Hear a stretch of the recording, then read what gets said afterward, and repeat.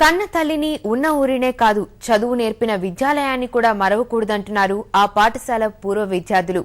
బంగారు జీవితాన్ని సొంతం చేసుకునేందుకు బాటలు వేసిన అక్షరాలయానికి ఎంత చేసినా తక్కువేనంటున్నారు. కార్పొరేట్ వ్యవస్థతో పోటీ పడలేక వెనక్కు తగ్గిన పాఠశాలకు పూర్వ వైభవం తీసుకొచ్చి రుణం తీర్చుకోవాలనుకున్నారు. సకల సౌకర్యాలు కల్పించి అత్యుత్తమ పాఠశాలగా తీర్చిదిద్దుతున్నారు. Andhra Pradesh residential school of excellence గా మారిన అనంతపురం జిల్లా కొడిగనహల్లి గురుకుల పాఠశాలపై ఈటీవీ ప్రత్యేక కథనం.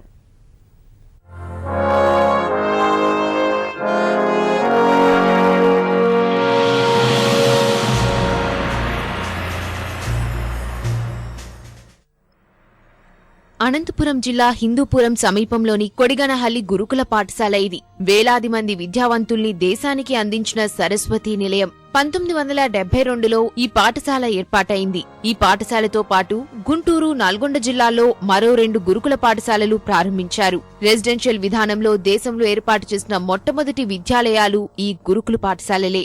ఏళ్లు గడిచేసరికి మండలానికో గురుకుల పాఠశాల వెలిసింది. అయినా విద్యాబోధనలో కొడిగనహల్లి గురుకుల పాఠశాలదే అగ్రస్థానం. ఇప్పటికీ 100% ఫలితాలు సాధిస్తోంది.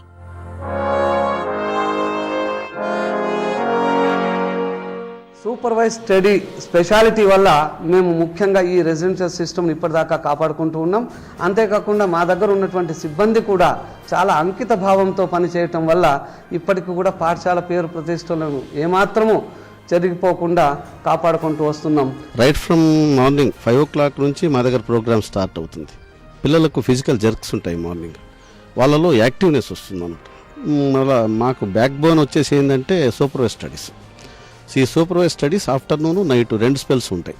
క్రమశిక్షణ, ఖచ్చితమైన ప్రణాళికతో విద్యాబోధన చేస్తున్న ఈ గురుకులంలో సౌకర్యాల ఇబ్బంది తలెత్తింది. విద్యాలయాలకిచ్చే నిధులు తగ్గిపోవడం, ఉపాధ్యాయ ఖాళీలను భర్తీ చేయకపోవడం వల్ల సమస్యలు మొదలయ్యాయి. పాఠశాల పరిస్థితిని తెలుసుకున్న పూర్వ విద్యార్థి ఐఏఎస్ అధికారి రామకృష్ణారావు అధికారులతో మాట్లాడి ₹1 కోటి వ్యయంతో కొత్త భవనాన్ని నిర్మింపజేశారు. ఆ తర్వాత సర్వశిక్ష అభియాన్ నిధులతో మరికొన్ని గదులు కేటాయించారు. భవనాల సమస్య కొంతమేర తీరినా సౌకర్యాల విషయంలో మాత్రం విద్యార్థులు ఇబ్బందులు పడేవారు. అలాంటి సమయంలో మరో పూర్వ విద్యార్థి పాఠశాల అభివృద్ధికి తనవంతు చర్యలు చేపట్టారు. అనంతపురం జిల్లాకు ఎస్పీగా వచ్చిన ఆ పూర్వ విద్యార్థి రాజశేఖర్ బాబు పాత విద్యార్థులందరితో కలిసి పాఠశాలకు పూర్వ వైభవం తేవాలని సంకల్పించారు. పాఠశాలలో పారిశుధ్యాన్ని మెరుగుపరిచారు. ఎవరికి తోచిన విధంగా వారు నిధులు సమీకరించి పాఠశాలకు అవసరమైన మౌలిక సౌకర్యాలు కల్పించే పనిలో పడ్డారు. పాఠశాలలో 2 వాటర్ ప్లాంట్లు ఏర్పాటు చేశారు. వసతి గృహాన్ని ఆధునీకరించడంతో పాటు కొత్త మంచాలు కొనుగోలు చేశారు. నిధులు లేక ఆగిపోయిన మరుగుదొడ్ల నిర్మాణాల్ని ప్రారంభించారు. వంటగదికి కొత్త సబుగులు తెచ్చారు. 200 మంది కూర్చుని ఒకేసారి తినేలా డైనింగ్ హాల్ తీర్చిదిద్దుతున్నారు. పాఠశాలకు అవసరమైన ఫర్నిచర్ ను అందించారు. ఇలా ఇప్పటి వరకు ₹70 లక్షల మేర వెచ్చించారు. పాఠశాల సమగ్రాభివృద్ధికి ₹2 కోట్ల వ్యయం చేసేలా మాస్టర్ ప్లాన్ రూపొందించి ముందుకు సాగుతున్నారు.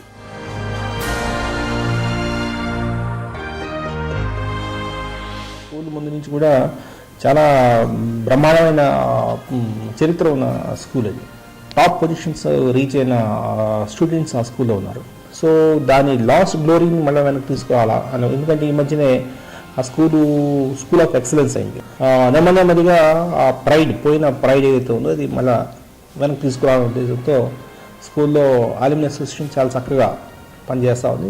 మంచి మెరిట్ ఉండి అవకాశం లేక కార్పొరేట్ స్కూల్స్లో డబ్బులు కట్టుకోలేని వాళ్ళకి మంచి అవకాశాలతో, వాళ్ళకంటే మంచి అవకాశాలు ఏర్పరిచి అటువంటి వాళ్ళకి మంచి చదువు చెప్పిస్తే ఇక్కడ వాళ్ళు రేపొద్దున సమాజానికి ఉపయోగపడతారన్నటువంటి ఒక్క నమ్మకంతో, ఫిలాసఫీతో ఆలుమిని తరపున ఇవన్నీ చేస్తాం.